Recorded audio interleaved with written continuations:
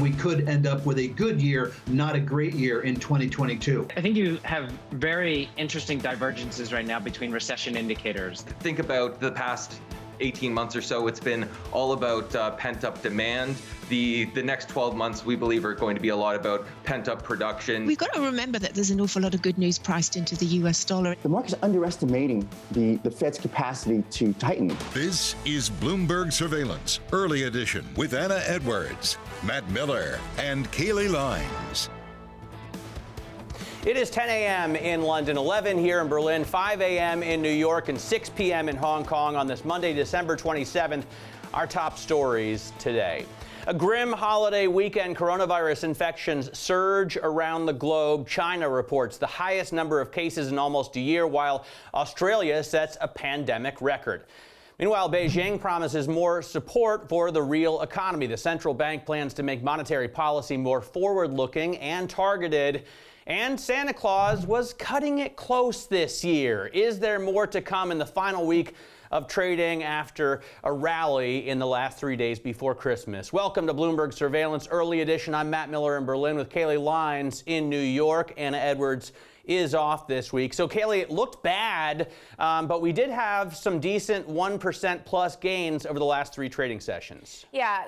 Granted, all of those moves for the large part were on light volume, Matt, as it was a holiday week last week. Once again, it is today. We're in that Christmas to New Year's period. So just keep that in mind as we look at all the price action in the coming trading days. All that said, as for how things shook out in Asia overnight, it was mildly brisk off, mildly. We're looking at very, very small moves. The MSCI Asia Pacific Index was only down about 0.2%, though really a lot of the major benchmarks struggled to gain traction, including Chinese equities. The CSI 300 essentially flat on the day, ending lower by just 2 points. But that PBOC talk over the weekend, talking about support for the economy, signaling easier policy to come, not enough to boost risk sentiment when it comes to equities. It was, however, enough to see bond yields in China coming in, down a basis point on the 10-year overnight to 281, and that is the lowest level on that yield we have seen since all the way back in August. Finally, I would note that it's not just the PBOC we have to be thinking about in China, but as Matt mentioned, those cases at the highest level since January. That raises a lot of concern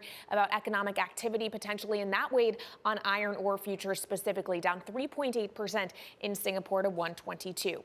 Now, as for the picture here in the U.S., it is probably going to be a light day of trading, but at the moment, S&P 500 futures are in positive territory, up about 0.2% to 47.24. So it does look like we could be looking at another all-time high come the opening bell. It would actually be the 69th all-time high of the year, if you can believe it. In the bond market, you are seeing yields coming in, the better part of 2 basis points on the 10-year Treasury to 147.55. The dollar is firmer on the day. The Bloomberg Dollar Spot Index up about 0.2%. But of course, as we pay attention to each and every Omicron headline, Matt, it does raise some concerns about demand for other commodities, not just iron ore, but oil as well. And as a result, WTI is down about 1 percentage point today, trading just under $73 a barrel, Matt.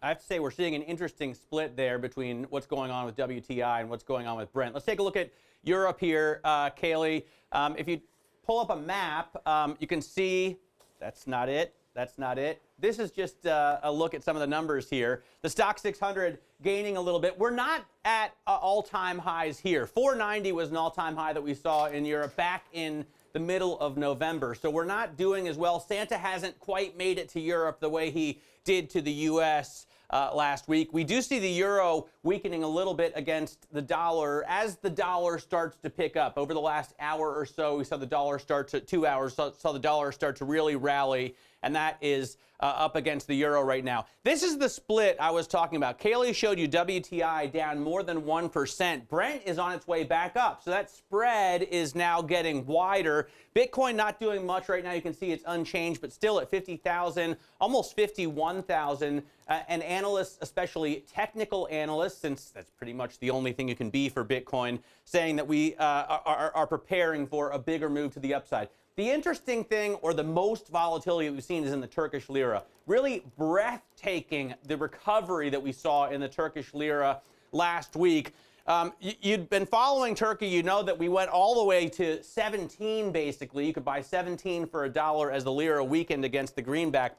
Now, as Erdogan's government put into place a new deposit tool that should protect depositors, reportedly, you saw this amazing recovery over the last week, down to basically 10, and really watchers are saying it could go to 9, or Erdogan wants it to go to 9 or below to get back to normal. Today, a little bit more weakness. So right now you can buy 11.3 Turkish lira for the dollar. Kailey, what's going on this week?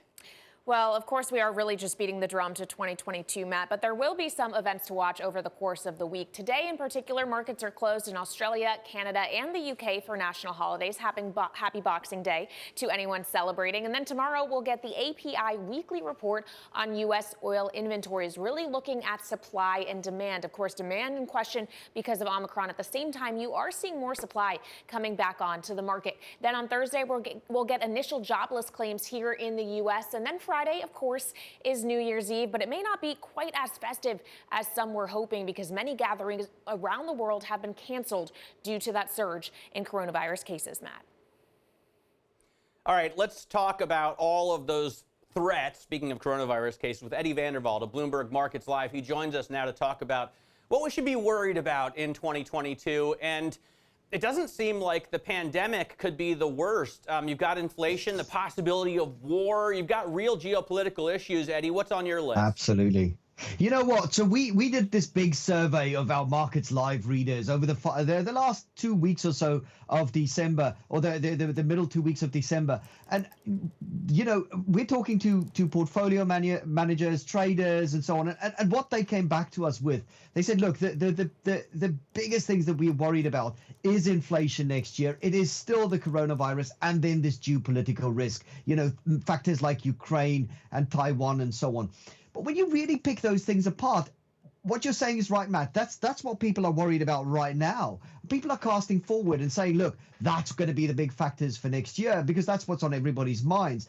You know, I think next year is going to be a lot more complex. I think things like the natural gas crisis in Europe, I think that's one that's currently being underpriced in markets. And remember, if everybody is worried about inflation, then inflation's probably already in the price. If everybody's worried about Fed tightening, then we've probably already priced those risks. And it's the big unknowns that you should be worried about for next year. And of course, those are much harder to forecast. In terms of inflation, I mean, it may be priced in to the risk assets that you're watching, but what are the effects going to be on the economy, Eddie?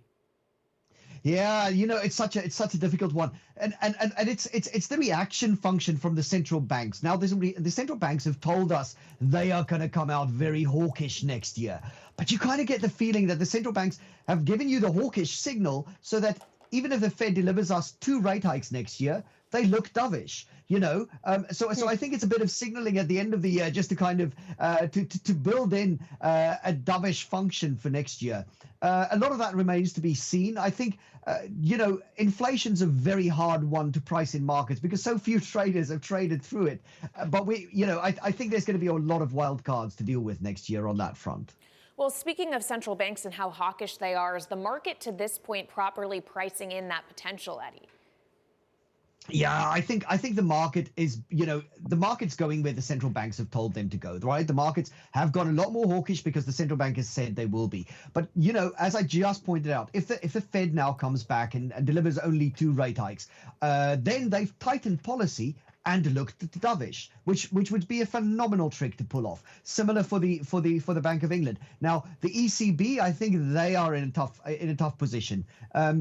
They are already assumed to be extremely hawkish going into next year, and you know, so they really haven't got any policy room. But not that I think that they would lead on rate hikes. But you know, even if they start to tighten policy just at the margins, it will be a real shock for the markets.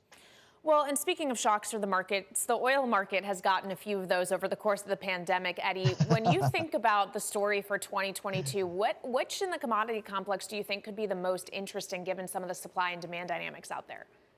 You know, I actually think oil could be in for fairly calm year. I actually, you know, I mean, oil has been absolutely the place where all of this has played out. We saw it go negative. We saw it rally to $70 a barrel. But at this point, I think OPEC would be quite happy to pump into rallies and to cut back production if we see demand fall back as a result of something like Omicron. So I think I think OPEC will try and balance the markets at these levels. Whether they will be successful is a different question, but I don't think we see the volatility that we've had in the past 2 years. If I had to make a pick in the commodities sector, still on copper. I think copper still looks very good on demand from the ESG sector.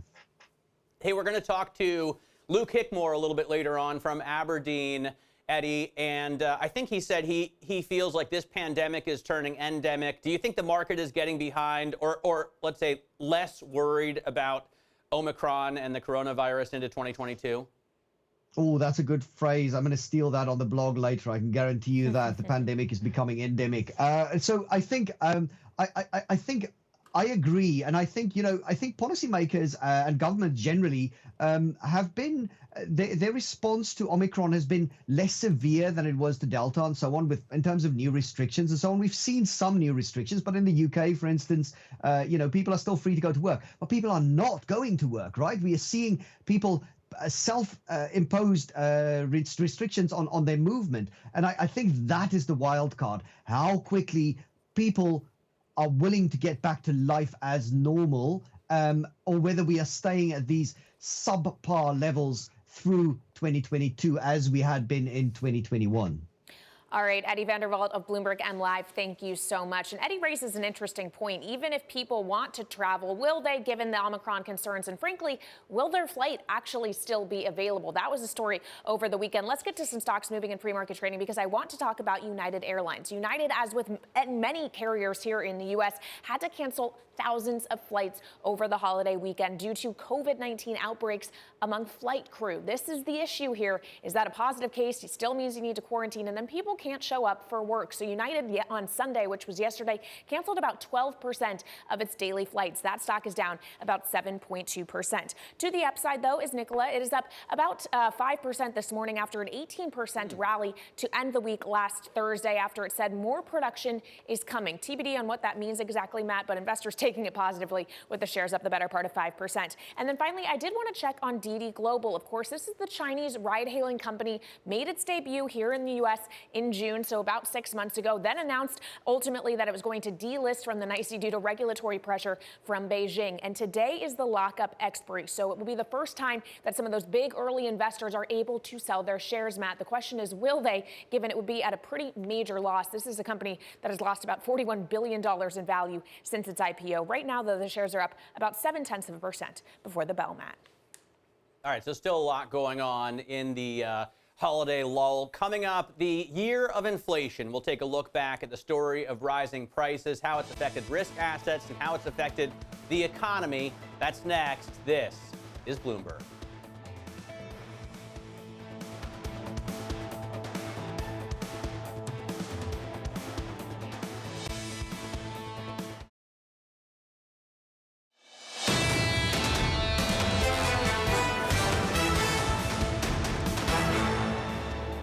This is Bloomberg Surveillance Early Edition. I'm Matt Miller in Berlin with Kailey Leinz in New York. Now, prices rising too far, too fast. It's the story of the year. In the U.S., Bloomberg's Dan Neely reports on the historic return of inflation. 3,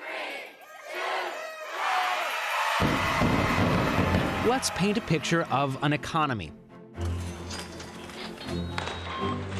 On the one hand, more jobs, lower unemployment, higher wages, and stock markets. But on the other hand, backups at ports and rail yards, companies struggling to meet demand, prices rising too much, too fast. It's the story of the U.S. in 2021 and the historic return of inflation. Costs rising across the country. Runaway costs. Food, gas, electricity, housing. Consumer prices remain too high.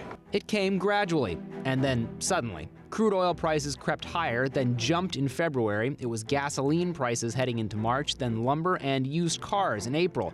U.S. consumer prices, a key measure of inflation, have been climbing almost every month since, rising to 6.8% in November, the highest since 1982. Consumers, when they're going to stores, are feeling it. And here on the back end, when we're looking at a lot of this data, you can see it really rippling through the economy. So everything from gas prices, food prices, raw goods, lumber or metals, you're seeing those prices going up, often to multi-decade highs. There's plenty of argument about how it happened and who's at fault, but we know it wasn't any one thing. A fast and huge rebound in spending was partly to blame. Americans started buying things again after holding back during the early months of the pandemic using cash from emergency government programs. And as demand was picking up, a lot of companies were slow to restart, struggling to get supplies and to bring people back to work. That, plus outdated infrastructure, helped gum up production. So, fewer goods and services available, plus rising demand, equals higher prices. The prices are going all the way from the boat to the port, where they're often stuck, to the shipping companies and the transportation companies who don't have enough truck drivers, to manufacturing plants, to the consumer. Now, most economists agree that the government also had something to do with this. Both the Trump and Biden administrations passed spending bills that sent trillions of dollars into the economy through government agencies, infrastructure investment, and by giving money straight to Americans. And then, of course, there's the Federal Reserve. It pumped even more cash into the economy and cut rates to near zero, making it cheaper and easier for banks to borrow and loan money.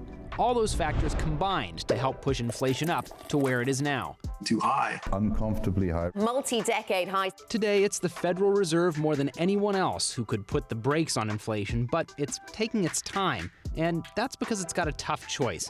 If it puts the brakes on hard, it would probably reduce inflation, but it could also slow down or even stop the economic recovery completely. On the other hand, the Fed could slowly lift its foot off the gas and hope inflation mostly dies down on its own. That's what the Fed's been doing so far. They're going to be very careful, and the Federal Reserve is definitely keeping in mind that they're working with an economy that is still recovering. One reason policymakers are being so careful is that they don't want to make the same mistake as last time. After the Great Recession, some people think the Federal Reserve hit the brakes too soon and the recovery was weaker than it could have been.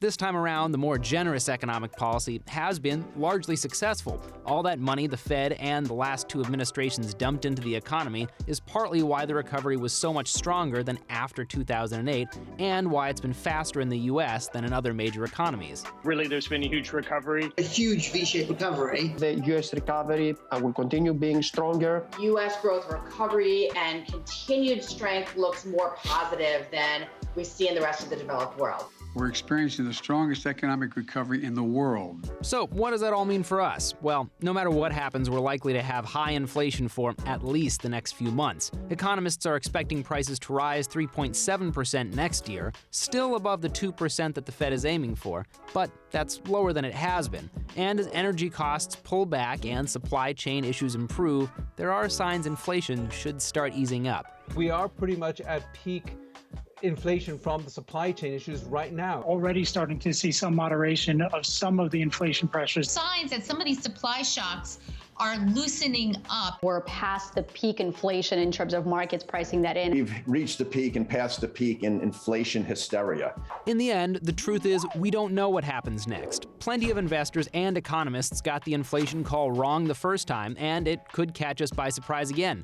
But we do know that a dangerous price spiral leading to an economic meltdown is pretty unlikely. The Federal Reserve should be able to step in and keep things from getting out of hand if prices keep rising too much too fast. And when we paint that picture of the U.S. economy that's got a problem, we also have to see that it's just part of the story. There's another picture, the opposite side of the same coin, one that shows a record-setting recovery blowing past the global competition.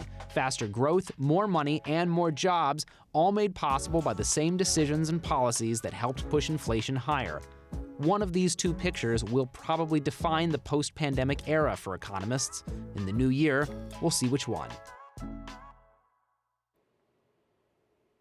That was Bloomberg's Dan Neely on the year in inflation. Matt, a really, really great roundup there. And it strikes me that we spent the vast majority of this year, I mean, even until just weeks ago, talking about whether or not this inflation was transitory in nature. And it took basically until the final month of the year for even the Fed to say, you know what, we got that call wrong. We shouldn't use that word anymore. But the question as we talk about the policy response, Matt, and the reaction function is the Fed can't do anything about supply side inflation. All they can do is dent demand. And that's a very, very hard line to walk.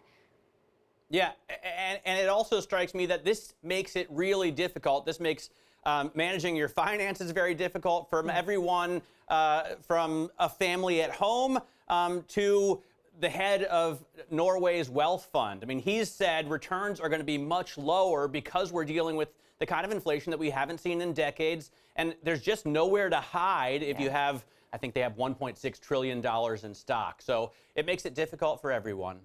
Absolutely. That's a lot of money to manage. And they say returns they think will be lower in the next couple of years. Stick with Matt and I. This is Bloomberg.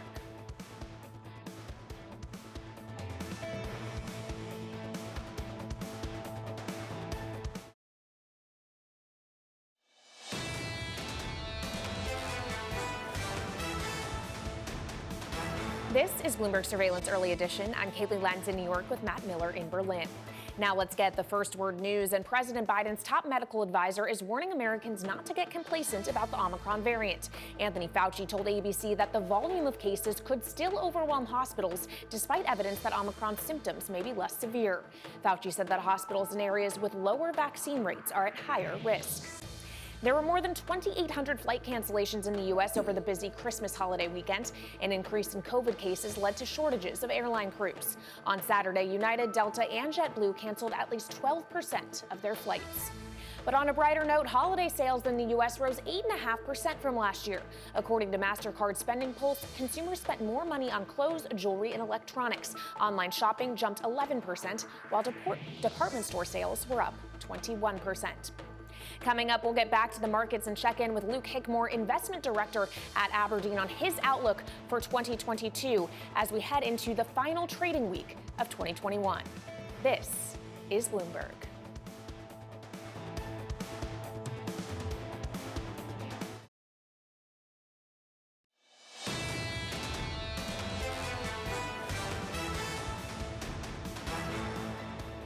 This is Bloomberg Surveillance Early Edition. I'm Matt Miller in Berlin with Kailey Leinz in New York. Anna Edwards is off this week. So I guess it's the right week to be off, Kailey. It doesn't seem like there's a heck of a lot going on, although we had a pretty decent rally the past 3 trading sessions. Santa Claus is coming to town. Santa Claus already came to town for children around the world, Matt, but he's coming to town for the market as well. Granted, volume is really, really light. Don't jinx us and say that nothing at all will happen this week, but it probably is going to be pretty quiet. It's certainly quiet at this point in the session this morning. The stock 600 in Europe is up about 0.3%. Of course, remember, markets, including the UK, closed for the Boxing Day holiday, so we have to keep that in mind. And here in the U.S., with about 4 hours to go until the opening bell, futures are in positive territory, up about 0.2% on S&P E-minis. Right now sitting at 47.24, which would be another all-time high, the 69th of the year, if we indeed see it today. In the bond market, the 10-year yield's coming in the better part of 2 basis points. We're sitting at 147.55, while crude taking it on the chin, at least for WTI, which of course was closed for trading for Christmas Eve on Friday here in the U.S., so maybe playing a little bit of catch-up, down 1.3% to 72.81 a barrel.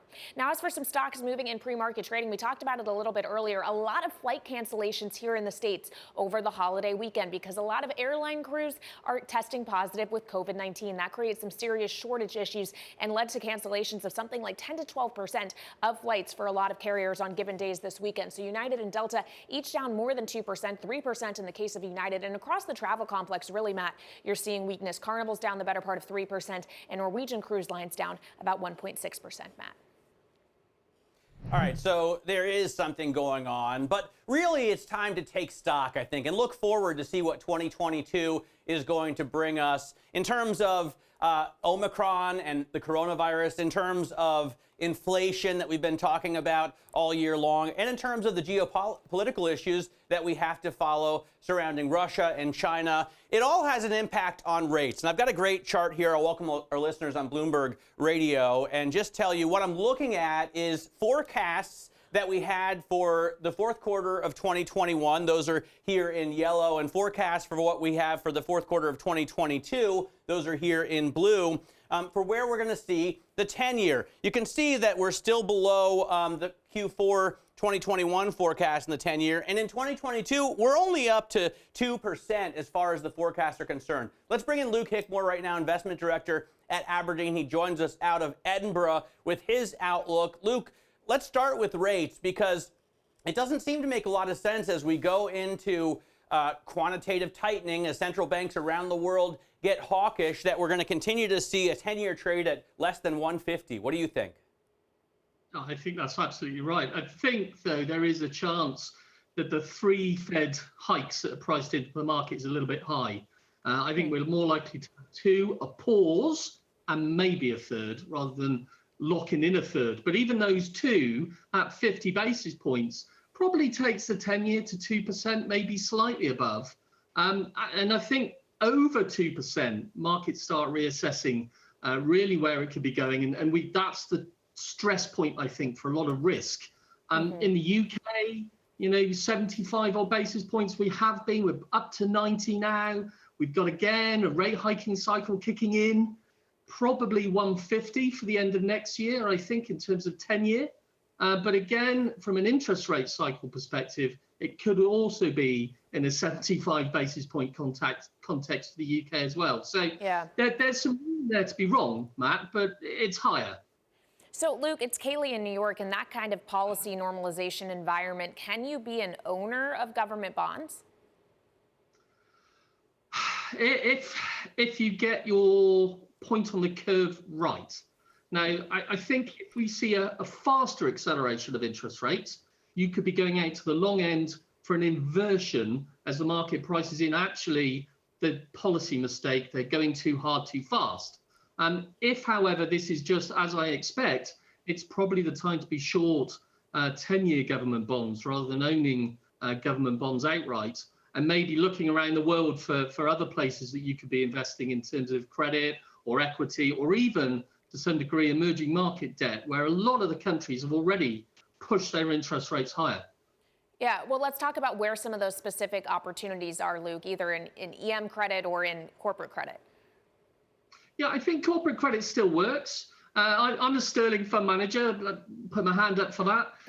I think that's an interesting market in the next year ahead. I think it's more interesting than Europe, where you could see the central bank tapering off some of its purchases and giving a headwind to markets and a lot of issuance in that space. Sterling doesn't have those kind of problems. It's still quite attractive. You're getting a reasonable yield for it and a reasonable spread. And I think the US investment grade market as well is just starting to be attractive. It needs to go a little bit higher, I think, in spread before we get too excited. And I think actually the better quality high yield companies, as people chase carry in this rising interest rate environment with high inflation, could still actually be interesting. So I've been on the program before and said this is no surprise, but we've got Carnival Cruises, which, as you said earlier on, is having a really tough time. I think that actually covers really strong. I'd be in airports as well. I think now is the time of worst sentiment for airports and probably the best time to get invested. Yeah, I mean, that brings up the Omicron variant or coronavirus. Maybe we get a new variant, right, Luke? Are you worried that these things get out of control? Because over the last week, people have been dropping out of work like flies, right? Even if they're not getting sicker than they were with Delta or the original coronavirus, they still have to quarantine. They still can't go out and buy stuff. They still can't get on a Carnival cruise. Absolutely. And you know what? All the way through this pandemic, we've seen things speed up. We've seen the stimulus efforts speed up. We've seen the economic reaction speed up. The virus itself in its waves has sped up.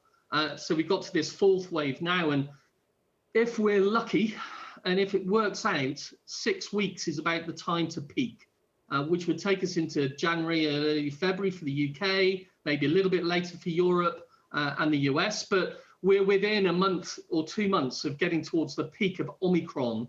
And I really hope that Omicron, because of its mild generally impact, as far as we could see, is turning that pandemic into an endemic, which could be the end of COVID. So, yes, right now it's pretty awful. Right now people are not getting to work, but we know this will change. You should have hope, Matt. I think it's a good time to be getting into these COVID sensitive areas of the market.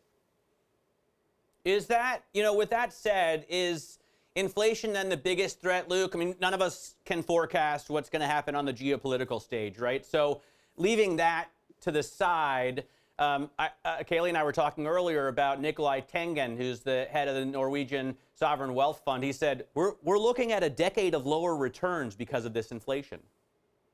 Yeah, and I was hoping for a peak in inflation around spring, maybe slightly later, maybe bleeding into the summer. But I think the thing that Omicron does give us is a delay to that peak. it pushes it through the summer and even maybe into Q3. And that's the biggest risk for sure. You know, that's how do central banks react? They've got to think about inflation. If it becomes really endemic, then yes, you know, that two rate hike expectation will be blown out of the water very, very quickly. And people not getting to work, they can spend at home. We've seen this before in 2020. Internet shopping, e-shopping goes through the roof again. But supply chains start falling again. Just when we almost got them fixed, transportation issues come back again. I mean, this flight that left from Seattle all the way to Shanghai that got cancelled this morning in the air because of COVID. You know, how you can cure supply lines when that's happening, I don't know.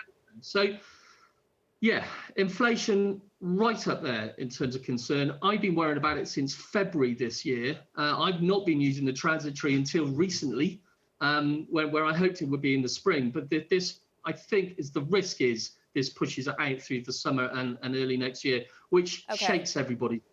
Well, yeah, and that is beyond just kind of thinking about it from an economic and monetary policy point of view. Does that make you concerned about margins as we head into earnings season in January, Luke? Yeah, for sure. And I think if you're in industrial companies, this is right at the top of your mind. You know, the auto companies are supposed to be the savior for us for the environment.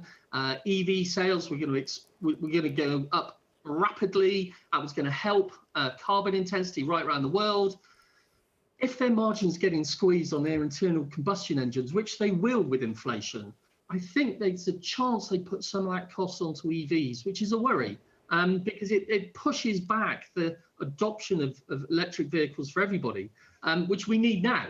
So, yeah, I think there are all sorts of implications right the way through companies that are very exposed to a higher cost supply chain, like industrials, like those auto companies, and companies where they can control the cost, pass that margin on, consumer facing typically, I think they will. They've had success of doing that this year, and I think they will continue to try and do that next year. That's not a great place to be for the consumer or for the economy in the long run, of course, Keeley. All right, Luke, thanks so much for joining us. Real pleasure having you today. Luke Hickmore there, investment director at Aberdeen. We hope you have a fantastic new year there in Edinburgh. Coming up, the future of cryptocurrency. Investors share their thoughts on investing in Bitcoin and Ether and DeFi. Next, this is Bloomberg.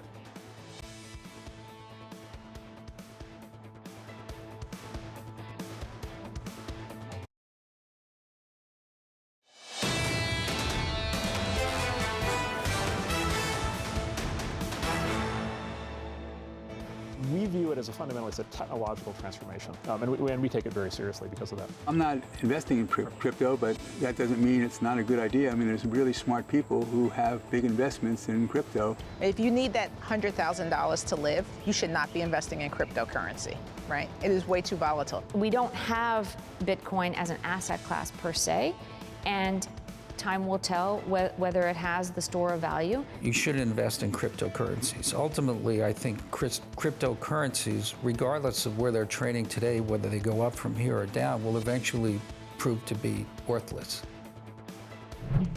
Investors, some very skeptical, speaking about crypto on Bloomberg Wealth with David Rubenstein. Joining us now for more is Harry Yeh. He's the founder and managing director at Quantum Fintech Group. And Harry, you heard some of those very skeptical investors. John Paulson there at the end saying it's ultimately going to be worth zero. Do you think opinion is changing in the hallowed halls of Wall Street, or are we still seeing basically the big institutions shunning crypto? Sorry, I was just kind of smiling when I was watching that because if I didn't stay in crypto, then the number of times that everybody told me that it was going to fail, I wouldn't be sitting here today. So we're definitely past that inflection point for cryptocurrencies. I mean, when I got into Bitcoin back in 2013, it was $60 and now it's trading over $50,000. So I think it's not a question of whether or not cryptocurrencies are here to stay. It's what is your blockchain and cryptocurrency strategy now as an investor, and if you're managing investment funds. Well, how about how is the central bank activity going to affect crypto? Because I've been following Bitcoin as well since 2013, and 2012 even. And at the time, the argument was, these central banks are printing money like crazy. The fiat currency is unlimited in terms of how much we want to inflate our way out of debt. But now it looks like we're at an inflection point there, right? We're getting to a point where the Fed is worried about inflation. We expect them to start tapering and then raising rates and eventually reducing their balance sheet. Is that bad for Bitcoin? Not necessarily. I mean, Bitcoin and other cryptocurrencies are used as a hedge against inflation right now. So the more money printing that actually happens, the more the value of Bitcoin and all of these things tend to rise. But I like to think of it as an inverse. Don't think that Bitcoin's actually going up in value. It's just the dollar's worth less. But Harry, hedge against inflation or not, Bitcoin just seems to trade in tandem with other risk assets at this point. That correlation is pretty strong. So how do you differentiate it from any other risky asset? Well, it's unique. If you're comparing the risky assets such as equities, I mean, equities, if you take a look at a company such as Apple and Tesla, they've, $1 trillion market caps now. And Bitcoin and cryptocurrencies are also trading. I think the market cap combined is over $2 trillion. So risk assets definitely increase in value as well. But if you look at traditional incomes, cost of living has actually risen, but incomes for most people haven't gone up. So it's definitely important to have a bit of cryptocurrency as part of your portfolio, just so that it can work for you. And what's nice about blockchain cryptocurrencies is that you don't have to have a lot of them, whereas trading stocks, with the exception of platforms such as Robinhood, you'd have to purchase about a minimum of $10,000. Like when I got into cryptocurrencies, I only started with $500. So that's the nice thing. I heard you say two different things there, Harry. One being this serves a role in a portfolio and this viewing it as kind of a longer term investment, a store of value, if you were, and then also trading. What do you see as the use case of crypto at this point? Oh, well, I mean, definitely one of the biggest ones is payments and remittances. So for example, if you're using a traditional banking system, you can't really do much banking on the weekends. The SWIFT closes. I can't send wires between the hours of 4 p.m. on Fridays to Monday 7 a.m. Whereas something like USDT, USDC, DAI, all of these stable coins, you can send 24 hours a day, 7 days a week. So I would definitely say that's the biggest difference. What about the lending, the DeFi play? How does that move forward? And how is Bitcoin involved? Because these things seem to be built on Ether or other platforms. Sure. So that's a great question. So the most exciting part of this bull run, because we're currently in a bull run right now, is definitely that of decentralized finance. So last year, I believe Andre started this project called Wi-Fi, which is Yearn Finance, and it allowed people to take USDT and stablecoins and essentially put them into auto compounders. And what this has done is it's actually sparked a whole wave of decentralized finance. So one of the projects we're involved with is called Tomb Finance. You get pretty amazing yields just from staking US dollar, Phantom, Ethereum, wrapped Bitcoin. So if you have Bitcoin, you can actually convert that to wrapped Bitcoin on Ethereum, Avalanche, Phantom, and essentially stake it on these platforms and earn interest.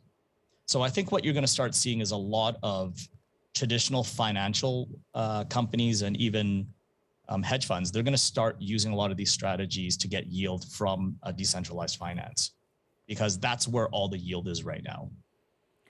All right, very interesting stuff. Thank you so much to Harry Ye of Quantum Fintech Group joining us from Abu Dhabi. Appreciate your time. And elsewhere in the world, a bit of news I want to call attention to. The headline just crossing the Bloomberg terminal that China Eastern flights from New York to Shanghai have now been halted, or they will be halted. Of course, this is as we're seeing more restrictions put into place in places like China. Xi'an, a city of 13 million people, closing down, locking down last week. The highest number of COVID cases in China since January. And of course, you're seeing a lot of impact in the travel complex here in the U.S. as well, with lots of flight cancellations after positive cases in cruise. So we will continue to monitor all of the COVID headlines. And we'll talk more about that coming up. It's been a year of recovery and relapse. Up next, we'll take a look at the future of COVID-19.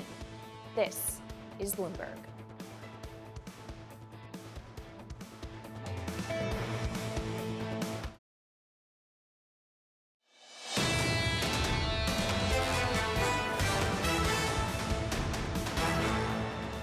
This is Bloomberg Surveillance Early Edition. I'm Matt Miller in Berlin. 2021 promised great progress as vaccine distribution was already underway in countries like the UK, the US, and China. But a complex logistical rollout that included ultra-cold storage requirements coupled with uncertainty over the supply of doses and a patchwork of state-by-state strategies complicated that rollout before it could be implemented more broadly, starting off 2021 with a delay. Bloomberg's Ariel Berger reports. According to Bloomberg's vaccine tracker, roughly 3.2 million doses of the COVID vaccine had been administered by the U.S. by January 1st, 2021, far short of the Trump administration's goal of giving out 20 million shots before New Year's Day. And the global vaccine effort hit a snag in the spring when vaccines developed by both AstraZeneca and Johnson & Johnson were suspended over blood clot concerns.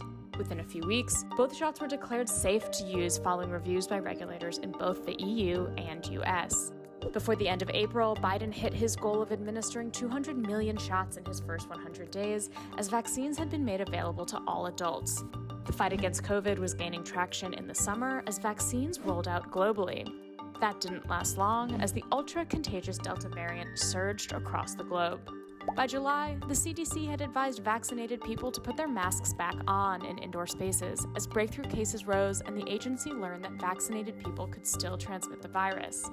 In the fall, the FDA issued emergency approvals both for booster doses and vaccines for children aged 5 to 11.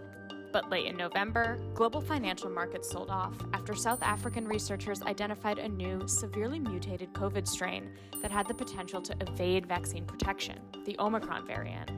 In response, many countries reinstated travel restrictions from African countries. Japan closed its borders to foreign tourists from all nations, and UK Prime Minister Boris Johnson advised anyone able to work from home to do so.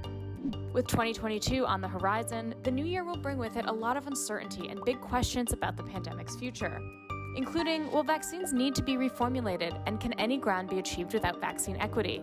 Despite a pledge of more than 1 billion donated doses from the U.S., many countries have vaccination rates of less than 50% of their populations, and that's where the virus is most likely to mutate. And that was Bloomberg's Ariel Berger talking about the vaccine rollout. Let's get some first word news now.